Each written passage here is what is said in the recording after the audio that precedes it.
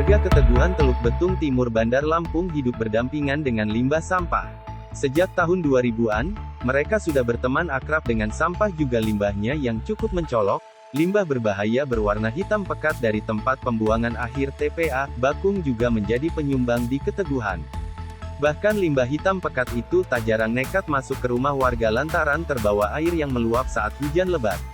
Hal tersebut biasa terjadi dan dirasakan oleh warga Kelurahan Keteguhan Teluk Betung Timur Bandar Lampung. Sebab, pemukiman padat penduduk itu memang menjadi muara sampah dari berbagai arah yang berada di dataran tinggi. Pantauan tribunlampung.co.id, aliran limbah sampah TPA Bakung berwarna hitam pekat langsung menuju ke pesisir laut di Keteguhan.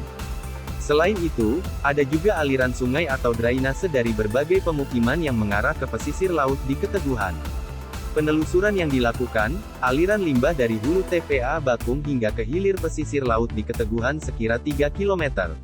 Aliran limbah hitam pekat dan berbau menyengat itu menghitari rumah-rumah warga. Aliran yang berliku-liku itu bahkan hanya berjarak 1 meter saja dari rumah-rumah warga. Selain limbah hitam pekat, aliran air juga didominasi limbah rumah tangga dan pabrik berbahan plastik. Jika hujan deras mengguyur, aliran limbah tersebut tersumbat sampah. Akibatnya, terjadi banjir bahkan air yang meluap masuk ke rumah-rumah warga. Selain warga langsung yang terkena dampak, laut di Keteguhan juga ikut tercemar. Pesisir pantai yang dahulu bersih berpasir putih, kini sudah menjadi lumut hitam yang menyeramkan.